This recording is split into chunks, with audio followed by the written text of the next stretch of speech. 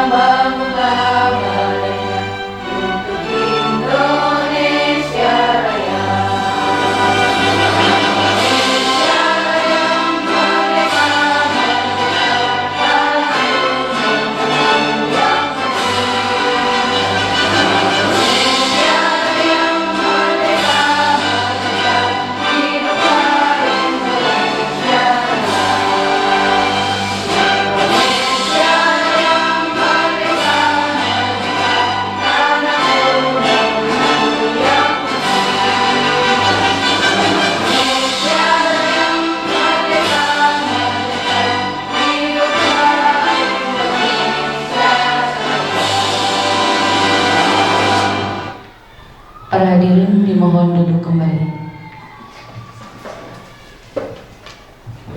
Acara selanjutnya yaitu pemaparan materi diseminasi budaya positif di SMK 7 Garut. Dari narasumber kita hari ini, kepada Bu Nining Sri Uryani SPD dipersilahkan.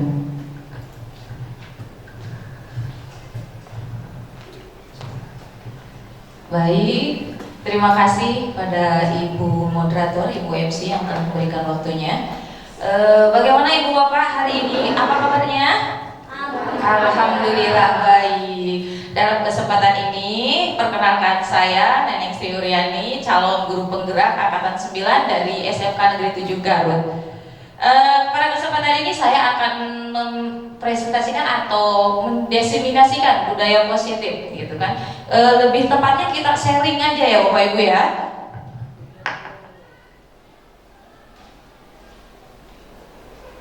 Oke, tapi sebelum ke diseminasi, untuk penyemangat, mari kita mumpung pagi, mari kita olahraga terlebih dahulu.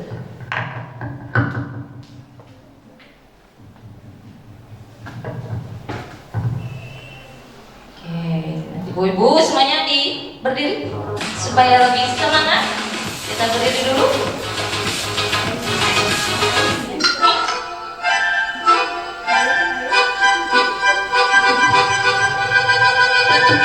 5, 4, 5, 4, 3, 2.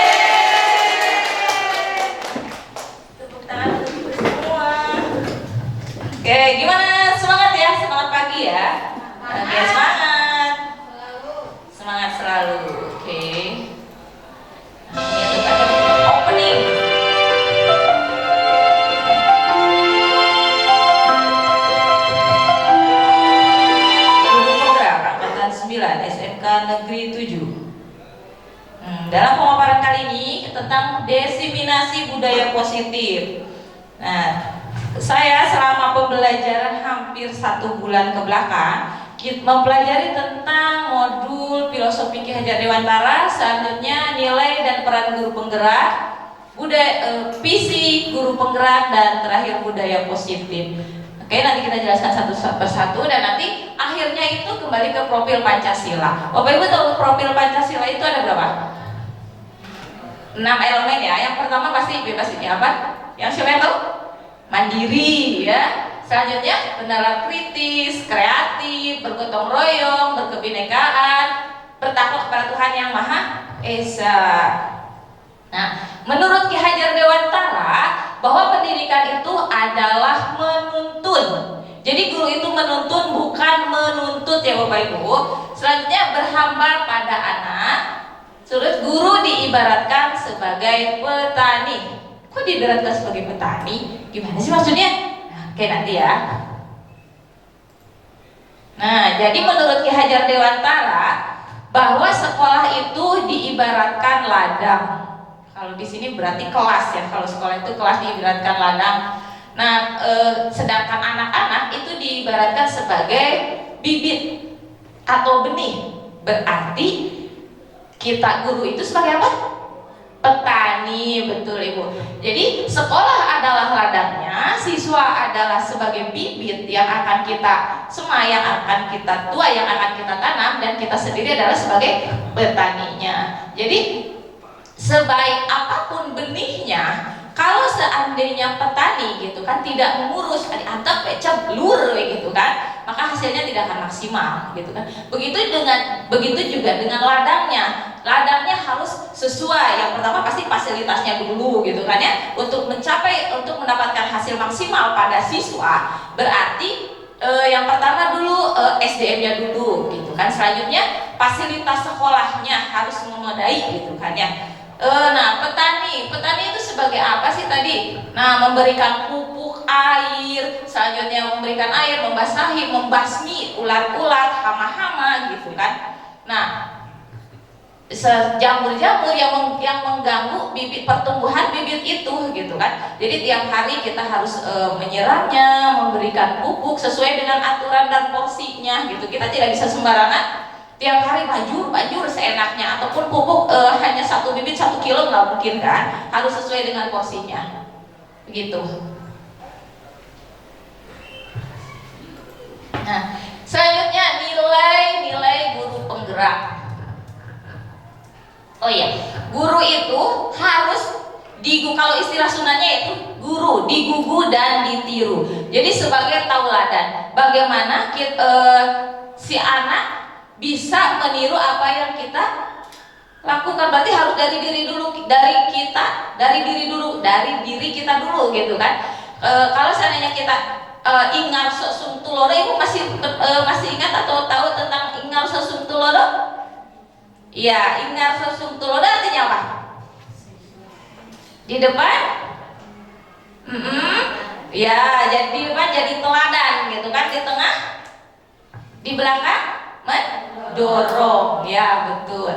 Nilai-nilai guru penggerak. Nah, yang pertama adalah mandiri, selanjutnya reflektif, kolaboratif, inovatif, berpihak pada murid. Nah, nilai-nilai guru penggerak. Jadi kita itu harus mandiri, Bapak Ibu ya, reflektif, kolaboratif. Jadi kita tidak bisa kalau seandainya kita belum tahu tentang bagaimana model ajar, kita bisa sharing dengan teman-teman, dengan teman sebaya. Selanjutnya kita harus inovatif gitu kan. Bagaimana, jadi jangan saklek pembelajaran itu aja. Jadi harus lebih kreatif gitu. Selanjutnya berpihak pada murid.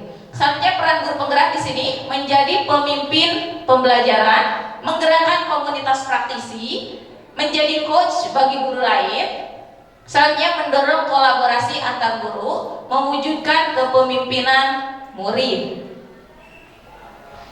Nah, ada visi sekolah, mungkin Bapak Ibu sudah lihat ya, tiap hari kita lewat bahwa ada yang di depan, di atas itu dinding ada namanya visi SMK Negeri 7. Bapak Ibu hafal visi SMK Negeri 7? Apa ya, ini ada di depan. Ini visi SMK Negeri 7 yang saya tuangkan dari paman ke sini, Bu. Saya juga belum hafal. Terwujudnya pendidikan maju guna membentuk sumber daya manusia yang bertakwa, cerdas, mandiri, menguasai iptek dan berbasis budaya dan agama. Nah, sedangkan visi guru penggerak, jadi setelah visi dari sekolah dituangkan lagi menjadi visi perorangan. Jadi tiap guru harus punya visi masing-masing, tapi yang sesuai dengan visi sekolah yang tadi. Nah, tadi kan terwujudnya si SDM yang bertakwa, cerdas, mandiri, menguasai iptek. Nah, di sini terwujudnya peserta didik yang berakhlak mulia. Nah, nanti tadi berakhlak mulia ini dari profil Pancasila, cerdas, nasional tadi yang sesuai dengan SMK 7. Nah, di sini saya berfokus pada karakter anak. Dan profil pelajar Pancasila dimensi mandirinya. Saya ambil dari poin mandirinya, yaitu berupa mewujudkan kepemimpinan peserta didik melalui peningkatan rasa percaya diri. Jadi saya mencoba bagaimana si anak untuk bisa percaya diri, gitu kan, minimal untuk dirinya sendiri, gitu. Bagaimana dia bisa minimal berbicara di depan temannya, gitu kan. Terus salah satunya gimana nih? Kalau kemarin saya pernah mencobanya, beberapa anak mungkin yang terbiasa kalau seandainya di pondok atau di pesantren mungkin mereka udah biasa dengan acara pidato gitu dan yang lainnya. Tapi kalau seandainya yang lain yang hanya contohnya di rumah dengan orang tuanya, mungkin kalau tidak terbiasa saat dia untuk berbicara di depan. Nah, awal mulanya untuk memberikan rasa percaya diri, saya mencoba untuk duduk berdiri dulu aja di depan gitu. Bu, saya ngomong apa, Bu? Saya tremor. Ngomong apa? Kamu ceritakan kegiatan selama kamu dari pagi sampai pulang. Nah, minimal dia menceritakan ke temannya storytelling jadinya gitu kan. Tapi minimal dia bisa gitu untuk berbicara di depan teman-temannya, untuk melatih rasa percaya dirinya dulu ya, supaya timbul dulu rasa percaya dirinya. Setelah itu baru dia menjelaskan ke sananya gitu ya. Itu yang saya lakukan di SMK Negeri 7 saat ini. Nah, selanjutnya budaya positif. Budaya positif itu kira-kira Bapak Ibu, istilah dari budaya positif itu apa sih? Apa Ibu? Kebiasaan atau hal-hal yang baik. Baik, betul sekali. Kebiasaan yang dilakukan atau hal-hal yang dilakukan, kebiasaan baik yang dilakukan gitu ya Bu ya. Ya. Apakah sekolah kita sudah melaksanakan budaya positif? Sudah. Oke, terima kasih. Contohnya yang dilakukan budaya positif di SMK 7 itu apa sih salah satunya? Sholat duha. Iya betul, sholat duha. Ada yang lain? Membuang sampah. Tempatnya membuang sampah. Oh, masuk tepat waktu, maksudnya masuk ke sekolah tepat waktu. Iya. Apalagi Ibu? Oh betul, berdoa sebelum belajar. Apalagi? Senyum sapa salam. Oh ya, Senyum sapa salam. Oh ya, 5S ya mungkin ya. Senyum, sapa, salam, santun. Senyum, salam, sapa, santun, sopan. Nah ya, baik, terima kasih. Berarti hal-hal positif sebenarnya sudah kita lakukan gitu kan tiap hari gitu. Nah, budaya positif perwujudan berarti nilai-nilai atau keyakinan universal yang diterapkan di sekolah itu adalah budaya positif. Perwujudan dari nilai-nilai atau keyakinan universal yang diterapkan di sekolah. Berarti kalau nilai-nilai itu sesuatu hal positif tadi yang Ibu jelaskan, sesuatu hal yang baik. Konsep inti untuk menciptakan budaya positif diantaranya adalah disiplin positif. Ibu-ibu kalau dengar disiplin itu apa sih? Sesuai aturan, oke. Tepat waktu, oke, terima kasih Bu. Selanjutnya, motivasi perilaku manusia, ada yang namanya keyakinan kelas. Terus selanjutnya kebutuhan dasar manusia, posisi kontrol seorang guru. Nah, posisi kontrol kita biasanya sebagai seorang guru itu seperti apa? Nanti kita jelaskan ke depannya. Apakah kita sebagai seorang penghukum ataukah sebagai hanya teman gitu kan ke guru yang lain atau ke anak-anak. Nah, yang terakhir adalah segitiga restitusi. Baik Ibu-ibu, dari kesekian ini ya, kira-kira bahasa yang tidak dimengerti itu yang sebelah mana? segitiga terakhir ya, segitiga restitusi. Apa sih segitiga restitusi? Yuk. Nah, sebelum kita menjelaskan segitiga restitusi, di sini saya akan mencoba permainan ya. Di sini ibu-ibu nanti menuliskan kira-kira barang yang berharga apa sih yang patut dipertahankan sama ibu-ibu semua yang di sini, yang emang barang itu sangat gak bisa kalau seandainya dikasihkan ke orang lain. Jadi barang itu emang sangat berharga sekali gitu. Barang atau sesuatu terserah. Ya, orang, benda, pokoknya hal yang membuat Bapak Ibu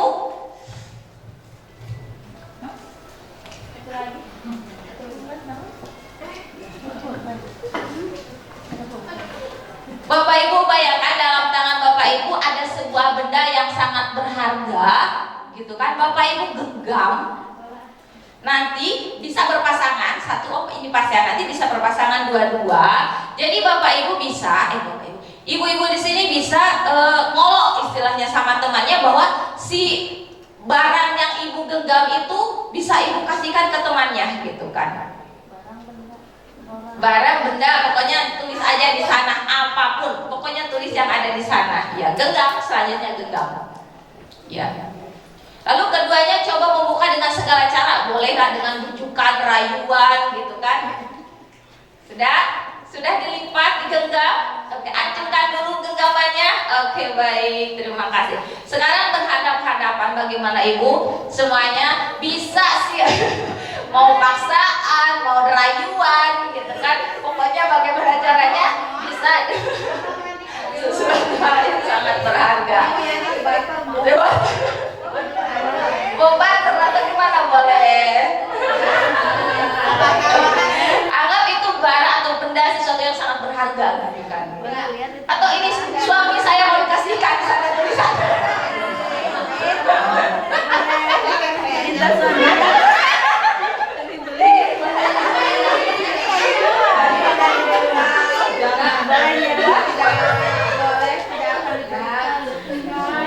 Oke. Diboleh bebas, mau dikele-ketek, mau dicepan, boleh silakan.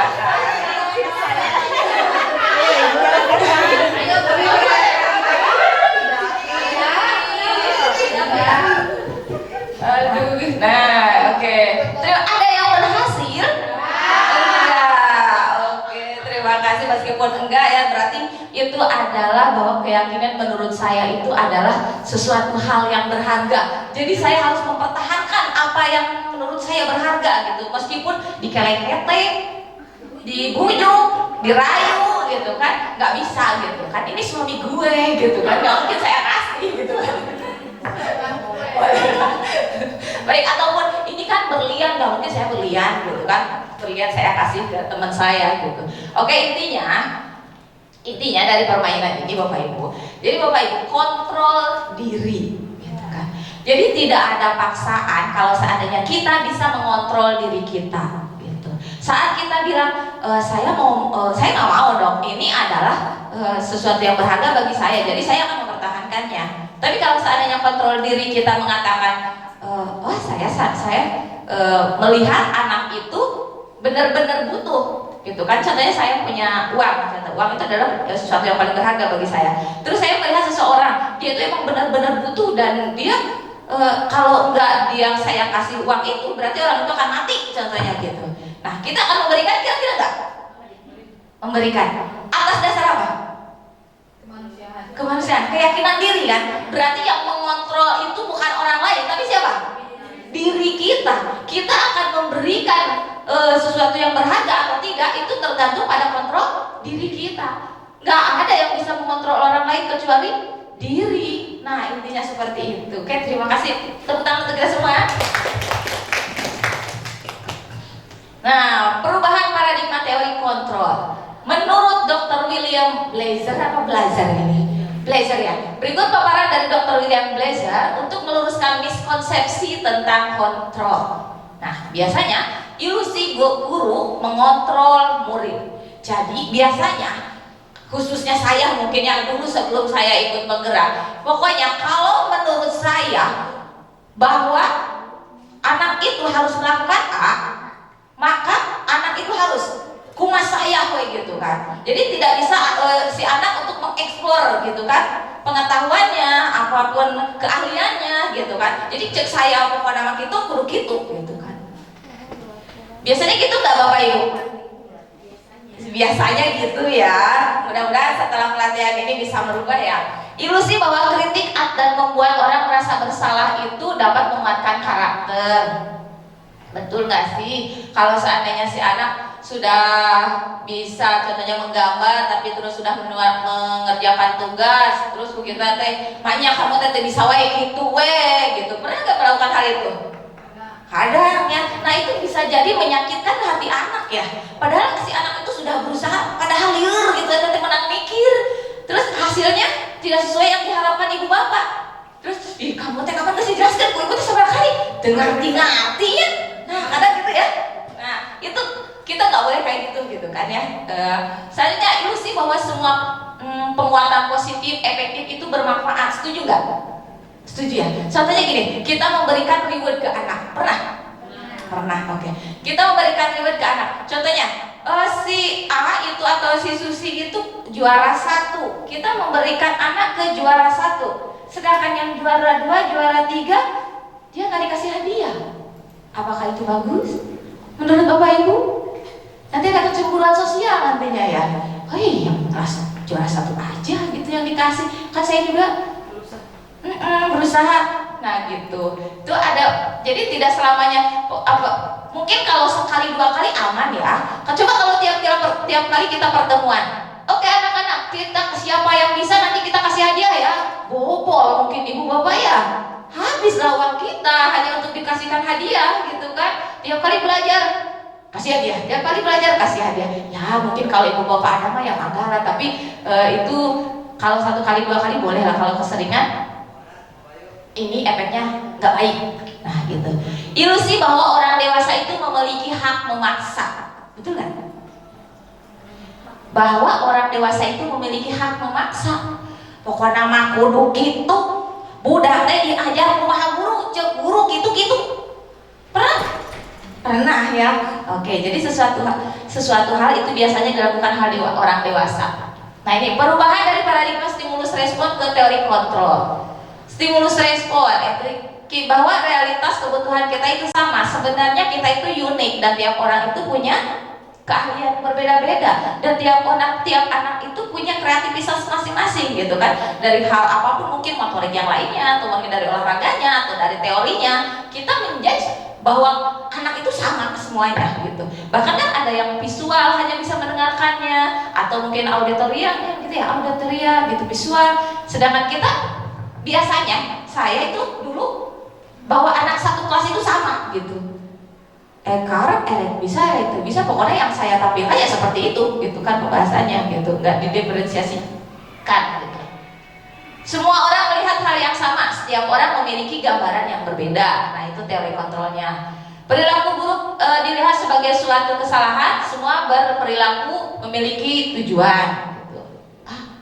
Orang lain bisa mengontrol saya, hanya Anda yang bisa mengontrol saya.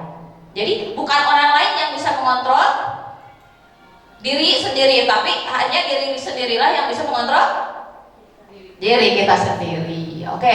Nah, Bapak Ibu, motivasi perilaku manusia dari ketiga item ini, kira-kira Ibu Bapak biasanya yang mana nih? Yang satu yang suka dilakukan nih?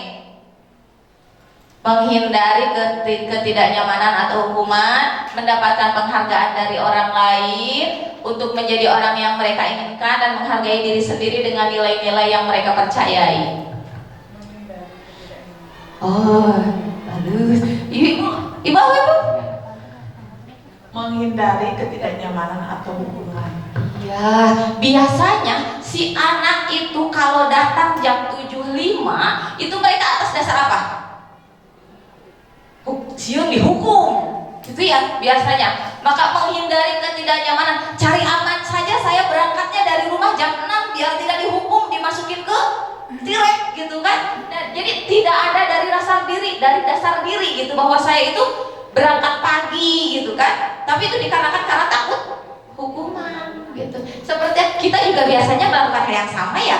Nah, ngisi TRK contohnya teh. Kan kenapa kita harus ngisi TRK? Sieun digaji, dipotong gajinya, makanya harus ngisi TRK.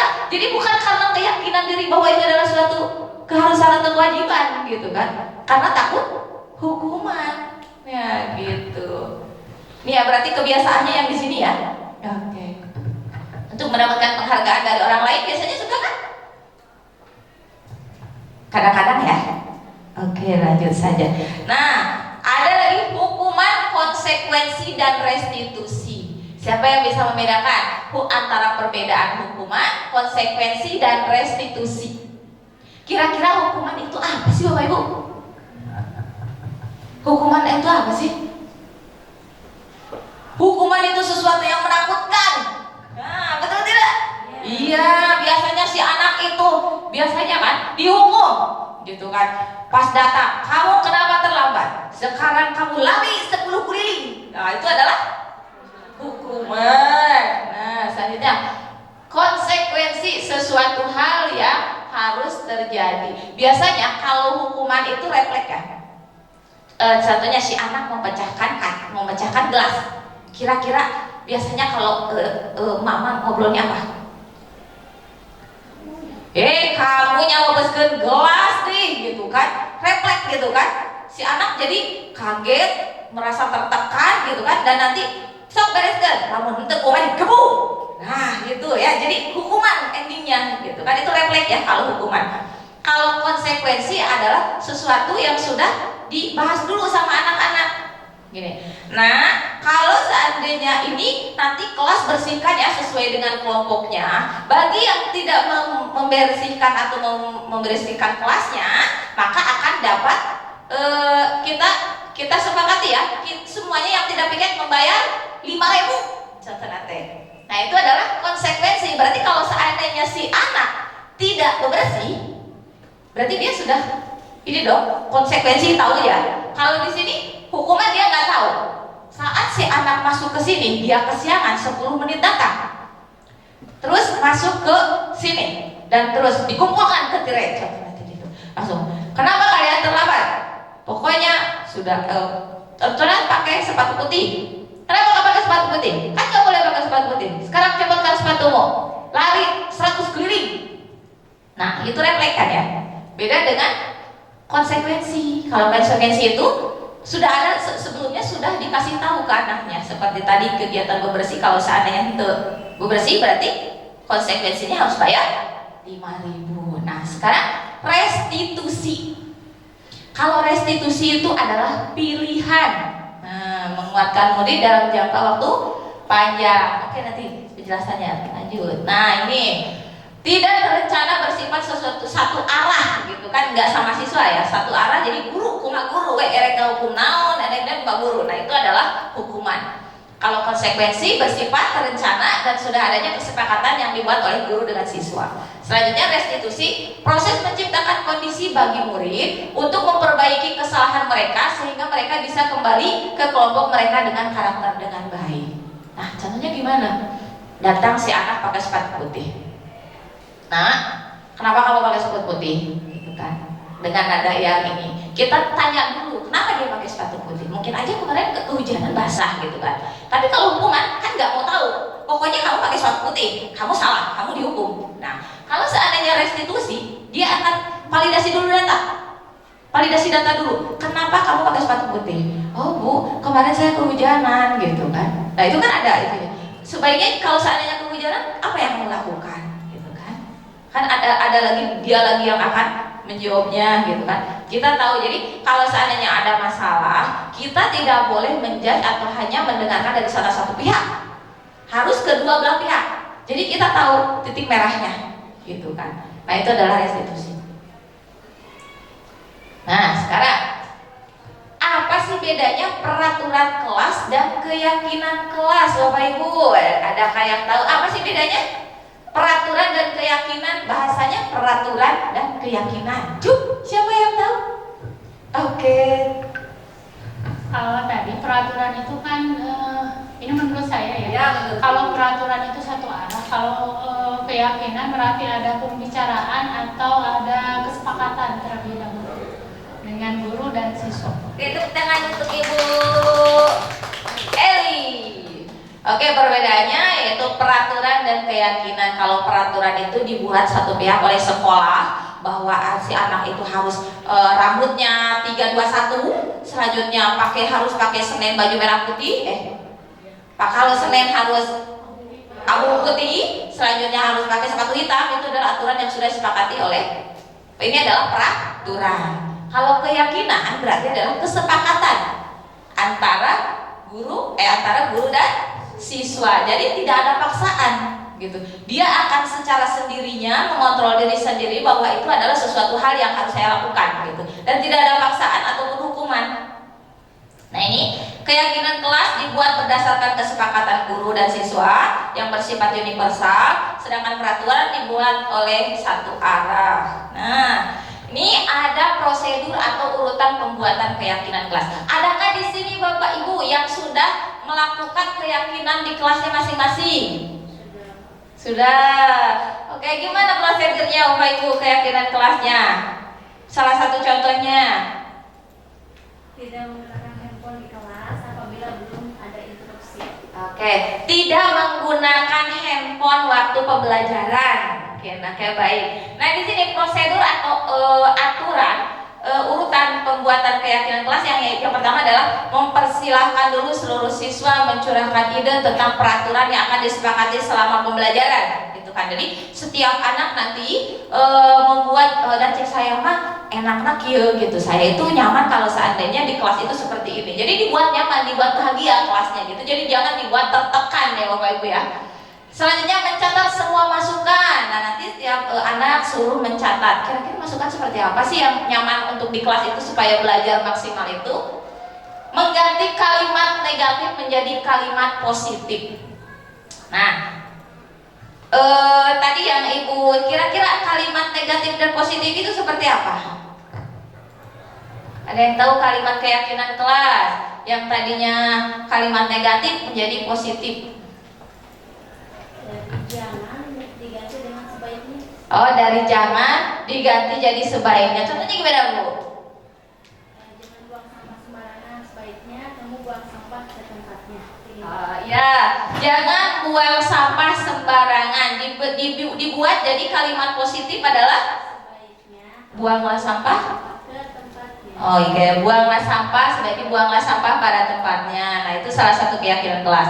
Tinjau ulang kembali kekelompokan hasil masukannya. Jadi kalau seandainya ada 30 nih yang memberikan keyakinan, kelompokkan contohnya yang tentang kebersihan, yang tentang kerapihan, yang tentang tadi ponsel gitu kan, diinikan lagi. Tinjau kembali kesepakatan yang mau diterapkan. Nah, kalau kesepakatan itu jangan terlalu banyak dari A sampai Z. Jadi si anak gak akan mempan. Karena terlalu banyak mereka naon sih banyak-banyak dari aturan, jadinya ke aturan lagi gitu kan. Tapi kalau soalnya keyakinan kelas minimal 5 lah. Contoh nanti datang tepat waktu, menggunakan ponsel sesuai instruksi. Nah gitu ya, salah satunya ya 5 aja. Sepakati semuanya yang kira-kira keyakinan nyaman di kelas, membuat bahagia, tidak ada tekanan untuk murid. Tempel dan tanda tangani oleh siswa dan guru. Jadi kalau seandainya sudah disepakati, ditempel nanti di ruangan di yang bisa dibaca gitu. Tiap harinya, contohnya dekat pintu gitu, yang bisa di saat keluar masuk itu bisa dibaca. Nah, saya akan mencoba kira-kira dari kelas ini keyakinan kelas yang akan kita sepakati itu seperti apa sih? Nanti kita coba tempel ya.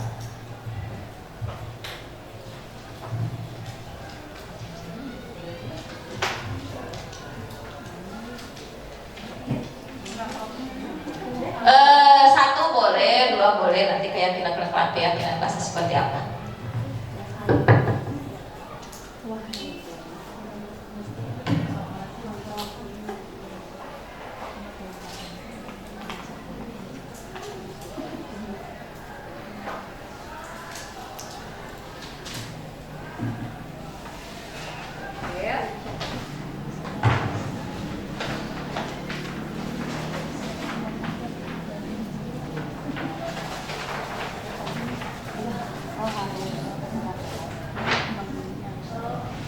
Satu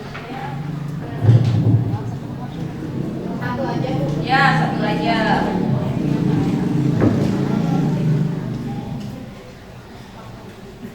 Kesepakatan kelas ya Bu. Ibu nyamannya kalau seandainya belajar di kelas itu seperti apa? Contohnya kalau mungkin ada yang mengizinkan boleh minum di kelas, contohnya gitu. Tapi boleh, ataupun yang lainnya.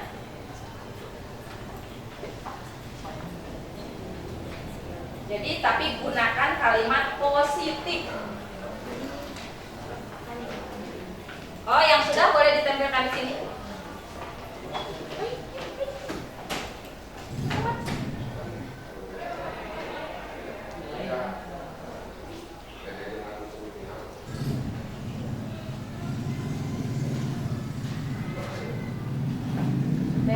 Baik di atas. Oke. Nanti di sini saja tempelnya. Oke, yang sudah silakan tempel. Kira-kira kalau seandainya kelasnya dibikin nyaman atau kelasnya supaya bisa kita bahagia selama pembelajaran, kita sepakati kita maunya seperti apa?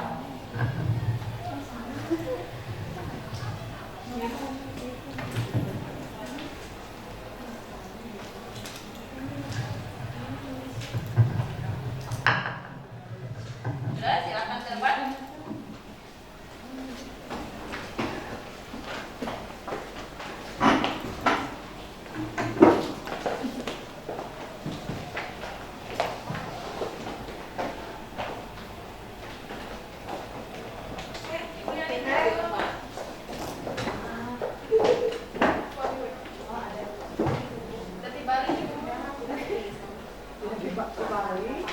Nah, gitu aja.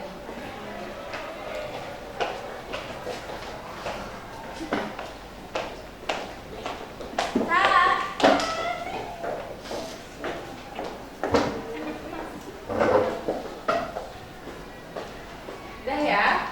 Nah, di sini ada tidak bisa membaca intelijen. Nggak ada. Masuk kelas tepat waktu. Oke, masuk kelas tepat waktu. Kita simpan dulu. Jangan dilayar. Jangan dilayar. Oh, jangan dilayar. Pegang. Berarti di sini. Nah. Oke. Masuk kelas tepat waktu. Menggunakan ponsel saat ada instruksi dari guru. Disepakati ya? Oke, disepakati. Masuk kelas tepat waktu, disepakati. Berdoa sebelum belajar. Gimana, sepakati ya? Sepakati. Nanti kalau seandainya anak dari 30 berdoa sebelum belajar, menjawabnya diurutkan saja ya. Selanjutnya membuang sampah pada tempatnya. Oke, sepakati ya? Selanjutnya gunakan HP sesuai dengan kebutuhan. Tadi udah ya? Nah, berarti di sini sesuaikan lagi HP dalam penggunaan HP. Selanjutnya memperhatikan guru ketika mengajar. Nah, ini belum ada ya. Memperhatikan guru saat guru mengajar. Buku disampul sesuai jurusan masing-masing. Nah, ini berbeda lagi. Masuk kelas tepat waktu. Bertanggung jawab terhadap tugas dan pekerjaan. Oke, nah ini belum ada. Nah, nanti Bapak Ibu susun bagaimana cantiknya gitu, bagaimana bagusnya dibikin jadi kesepakatan kelas. Tempel, selanjutnya kasih tanda tangan biar menarik gitu kan. Kira-kira kesepakatan kelas yang paling simpel dan anak-anak bisa dipahami yang mana? Disusun aja sesuai dengan kesepakatan kelasnya. Bisa dipahami ya Bu ya? Dalam pembuatan kesepakatan kelas. Nah. Selanjutnya, berarti ada 2 lagi. 5 posisi kontrol guru. Halo?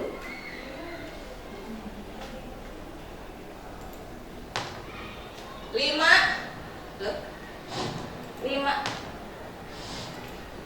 posisi kontrol guru. Nah, dalam di sini guru ada 5 poin sebagai guru. Kira-kira di sini kalau ini jangan dikumpulkan nih Bapak Ibu ya. Bapak Ibu hanya tulis aja dan genggam. Tulis dan genggam saja. Masih ada? Oke, masih ada ke belakang. Masih ada? Oke. Sulit dan genggam. Kira-kira ibu posisinya sebagai apa sih saat ngajar sama anak? Apakah posisinya sebagai penghukum, pembuat merasa bersalahkah saat si anak datang atau si anak melakukan kesalahan? Kira-kira posisi dalam 5 posisi kontrol guru ini yang mana yang dilakukan? Pilih salah satu. Tulis. Udah apa tolong ibu?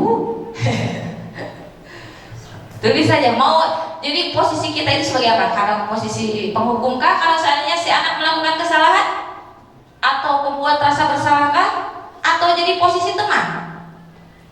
Atau jadi posisi pemantau? Mantau anak terus gitu kan? Atau posisi manajer? Oke. Sudah semuanya? Oke, tutup aja, disimpan, jangan dikumpulkan. Di sini ada beberapa video. Ini adalah video. Nah, sebagai penghukum, Sinaren.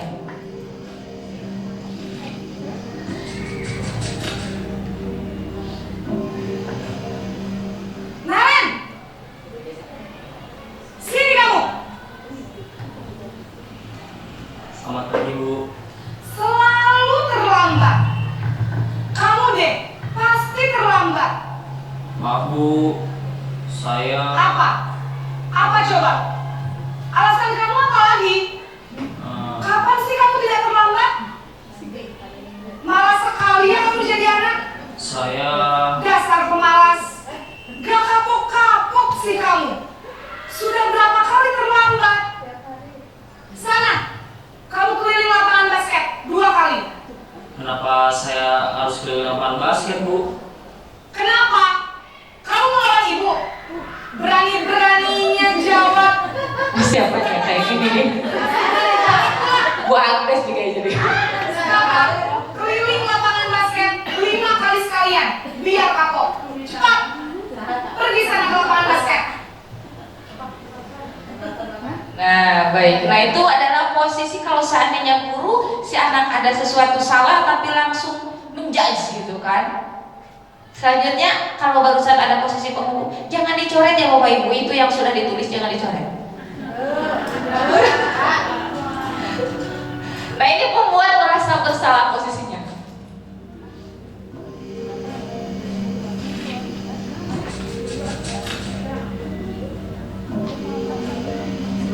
Naren, Si Naren kesel lagi, dia akan terlambat. Naren, kamu kenapa terlambat lagi, nak? Ya Tuhan, Naren, kamu senang ya bikin ibu susah ya? Iya. Kalau kamu Ini terlambat Bu Rini nih kayak gini nih biasanya. Aduh, yang ditegur bapak kepala sekolah, nak. Disangka ibu tidak bisa membina kamu. Duh, gimana ini? Maaf, Bu. Duh, Gusti Naren. Kamu suka ya kalau ibu tegur bapak kepala sekolah? Terus, sekarang ibu harus tulis apa ini di buku absen? Ini kamu sudah sering terlambat loh. Ibu harus apa coba? Maaf, Bu. Maaf sekali. Ya sudah, lain kali jangan bikin ibu susah lagi ya nak ya. Ibu tidak akan kuat lagi kalau kamu begini terus. Bisa jantungan kalau ibu tegur bapak kepala sekolah. Sana cepat ke kelas. Maaf ya, Bu. Maaf sekali. Nah, ini kalau posisi merasa bersalah itu nadanya agak telat, agak pelan tapi menyakitkan gitu. Kalau tadi penghukum langsung deg deg deg deg gitu kan, selesai gitu kan. Kalau ini suaranya lembut tapi menyakitkan. Kamu nggak sayang sama ibu nak? Gitu kan? Kamu nggak sayang sama orang tuaku yang telah ini? Nah, kalau seandainya si anak itu masih tertekan ya, gitu kan? Kondisinya masih tertekan. Dan kalau seandainya si anak terus menerus, mungkin aja kan si anak itu karena sering terlambat dia kerja malam. Kita nggak tahu. Apakah kita nanya? Nah, kamu ngapain? Kenapa kamu terlambat? Nggak dikasih kesempatan untuk berbicara karena dia udah ada tekanan duluan dari gurunya gitu. Mending kalau dia biasanya bisa bicara. Kalau orangnya pendiam, saya kerja, saya menghidupi orang tua, saya punya adik kecil, saya gimana caranya saya bisa ke sekolah untuk dapetin uang ongkos, saya harus kerja malam dulu. Contohnya bawa naon kesing angkatan kesing heula angkutan badak gitu kan. Nah kalau seandainya di sekolah dia tertekan, di rumah dia tertekan, bisa jadi kan si anak bunuh diri gitu kan kalau lost control, betul nggak? Nah itu jangan sampai kita sebagai posisi pembuat merasa bersalah anak ya Bapak Ibu. Yang ketiga, ini sinaren lagi nih ceritanya, tapi ini posisi gurunya sebagai teman.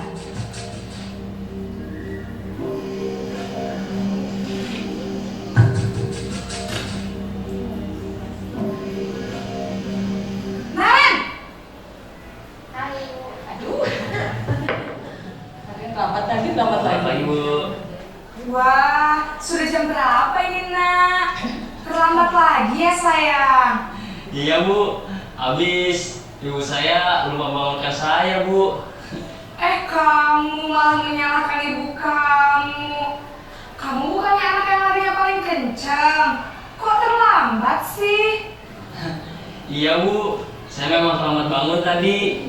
Jadi biarpun saya lari kencang, tetap gak kekejar Bu. Ya sudah sana, nanti lain kali larinya lebih kencang lagi ya, biar gak terlambat lagi. Bikin seneng ibu, demi ibu, bisa kan? Bisa lah Bu. Ya sudah sana. Ada yang posisinya seperti ini, ibu ini sebagai teman. Oke, baik. Nah ini adalah posisi guru. Jadi ketika anak melakukan kesalahan, posisinya sebagai teman. Jadi bahasanya bahasa ke teman ya. Ya nak, ayolah nak, kamu mau jangan terlambat lagi, gitu kan? Bahasanya agak sedikit halus lagi. Nah ini ada lagi. Ini kalau tadi sebagai teman, tadi 5 posisi. Nah ini sebagai pemantau atau mohon ya Bang.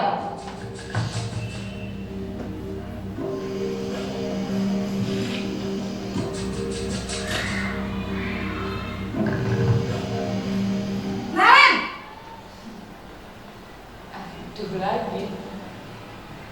Selamat pagi Bu.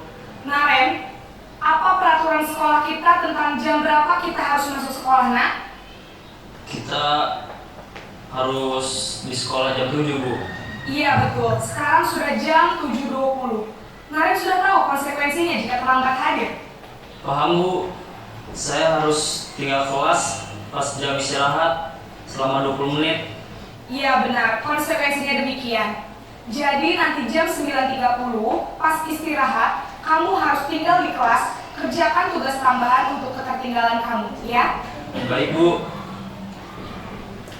Nah ini posisi guru sebagai pemantau. Jadi dia menanyakan dulu kenapa gitu kan. Nah yang terakhir adalah sebagai manajer. Manajer, maju.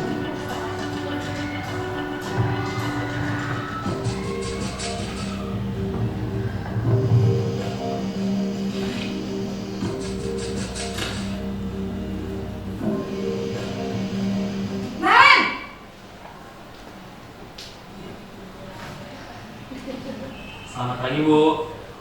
Selamat pagi Naren. Maaf Bu, saya terlambat. Iya, sekolah masuknya jam 7, sekarang sudah jam 7.20. Jadi sekarang bagaimana ini Naren? Maaf Bu, saya lupa setel alarm saya semalam. Baiklah, menurut kamu, keyakinan sekolah yang mana yang perlu kamu tingkatkan? Menghargai diri sendiri dan orang lain mungkin ya Bu. Setuju. Jadi, apakah Naren meyakini prinsip saling menghormati tersebut? Iya Bu, saya meyakininya.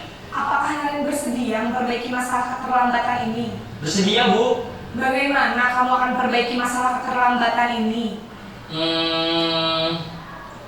Saya akan coba untuk tidak lupa menyetel alarm saya Bu. Baik, kalau Naren lupa menyetel alarm di rumah, ada orang yang kira-kira bisa bantu mengingatkan tidak?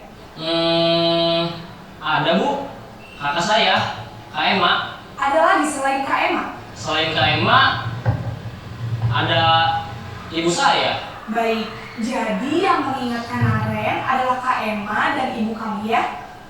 Kira-kira akan mulai setel alarm kapan nih Naren? Setelah pulang sekolah, akan segera saya lakukan.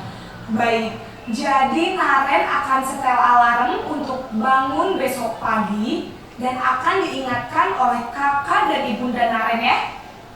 Ada lagi yang mungkin perlu dilakukan, Naren? Agar tidak terlambat bangun lagi.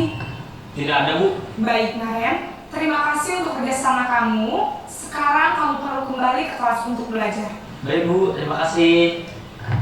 Oke, baik. Terima kasih Naren yang sering terlambat 20 menit ke sekolah.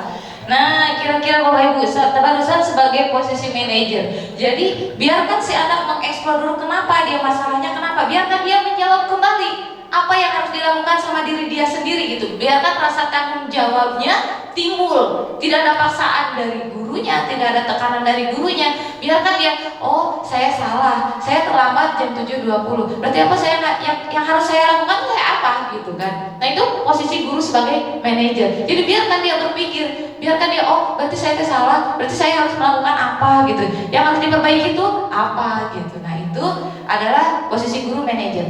Coba diangkat, ada yang sebagai posisi mentor, manajer, semuanya manajer. Wah hebat di sini guru-guru SMK 7, guru-guru hebat. Tepuk tangan untuk guru-guru hebat.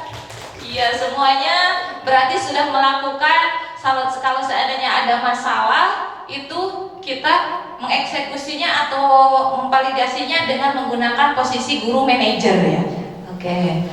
Yang terakhir, nah tadi kata-kata asing ya, segitiga restitusi. Segitiga restitusi adalah proses menciptakan kondisi bagi murid untuk memperbaiki kesalahan mereka, sehingga mereka bisa kembali pada kelompok mereka dengan karakter yang lebih kuat. Nah, ada 3 langkah dalam segitiga restitusi. Yang pertama yaitu menstabilkan identitas. Menstabilkan identitas itu seperti apa? Contohnya tadi si Naren kesiangan. Kita bilang, ya Naren, ibu juga dulu pernah melakukan kesalahan. Jadi biarkan dia dulu menstabilkan dulu kemaruru-rusuhan, kasiangan gitu kan.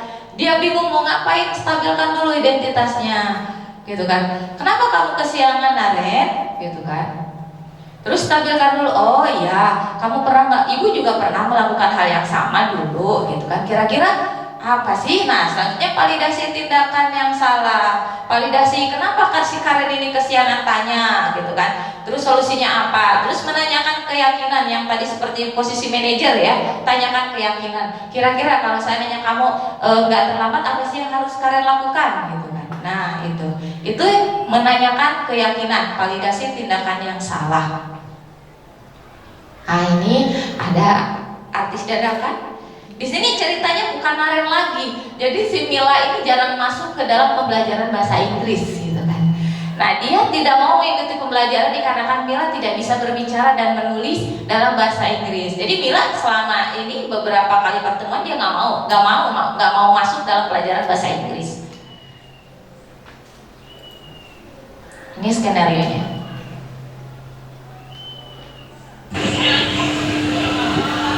Agak sedikit salah. Bu, boleh saya masuk? Waalaikumsalam.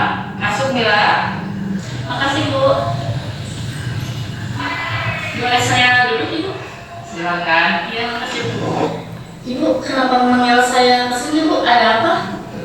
Iya, Ibu kemarin dengar dari salah satu guru, katanya kamu jarang masuk di pelajaran bahasa Inggris ya? Ya Bu, saya tidak suka pelajaran bahasa Inggris. Boleh Ibu tahu kenapa Mila tidak suka pelajaran bahasa Inggris? Saya tidak bisa mengucapkan bahasa Inggris Bu, apalagi menulisnya. Ribet Bu, masalahnya membacanya sama menulisnya jauh berbeda Bu, jadi saya kan pusing. Baik Mila, kamu tahu keyakinan kelas yang sudah kita sepakati? Tahu Bu. Oke. Kalau tidak masuk dalam salah satu pelajaran, apakah itu termasuk dalam keyakinan kelas? Tidak? Tidak Bu. Kira-kira keyakinan kelas apa yang sudah kamu langgar? Disiplin Bu. Apakah disiplin itu perlu? Iya Bu, dengan disiplin itu kita bisa menghargai waktu. Betul Mila, menghargai waktu itu sangat penting dan sangat bermanfaat bagi kita, khususnya tidak menumpuk dalam sebuah pelajaran. Bu, saya salah, saya minta maaf. Saya tidak akan mengulanginya lagi. Menurutmu bagaimana kita bisa berbicara dengan baik dalam bahasa Inggris? Apa ya Bu? Menurut Kasih dengan cara mendengarkan ibu guru menjelaskan materi, dan kita juga harus saling berlatih dan mencari kosakata di kamus atau di internet. Terus apa lagi Mila? Ada cara lain kah selain itu? Ya Bu, dengan mendengarkan musik, menonton film yang menggunakan bahasa Inggris Bu. Bagus. Tapi Bu, Mila tidak percaya diri Bu menggunakan bahasa Inggris. Mila, kira-kira menurut Mila untuk melatih rasa percaya diri Mila, kalau seandainya Mila ingin percaya diri, kira-kira apa sih yang harus dilakukan? Kayaknya sih Bu, dengan berbicara dengan teman-teman dan berdiskusi dengan teman-teman Bu. Baik Mila, terima kasih, kamu hebat.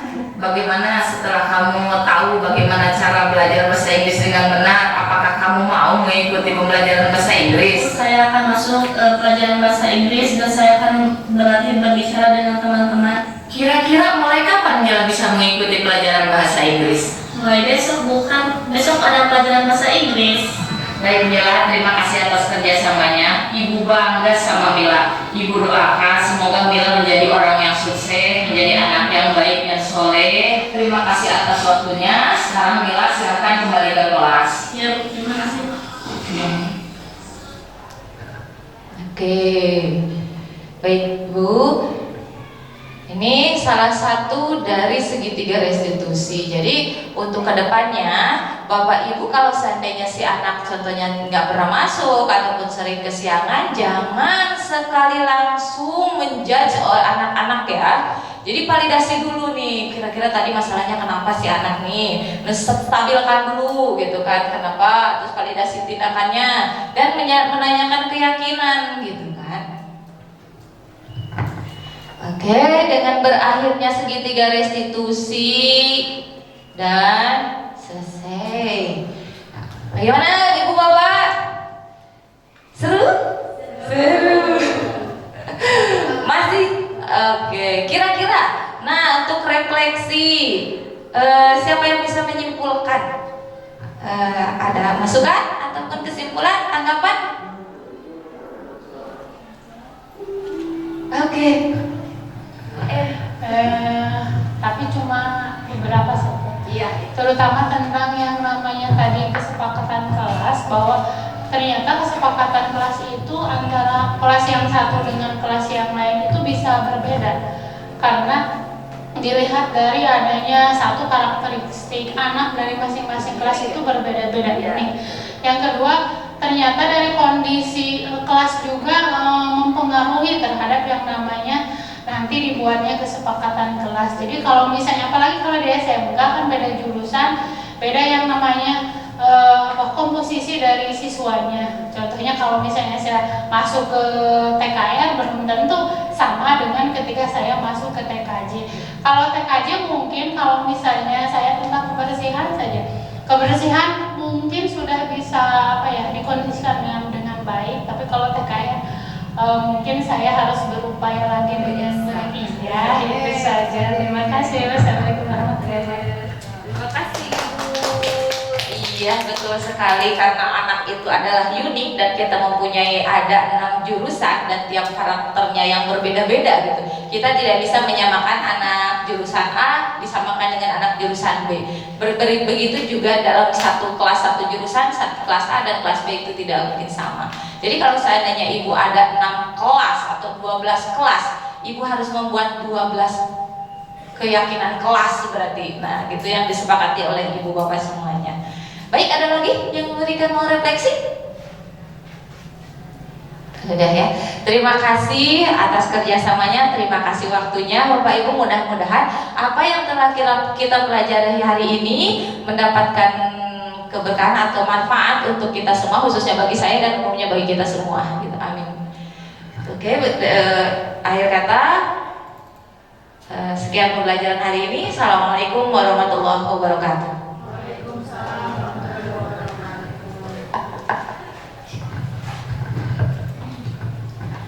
Terima kasih kepada Ibu Neneng Sri Uryani SPD yang telah menyampaikan materinya.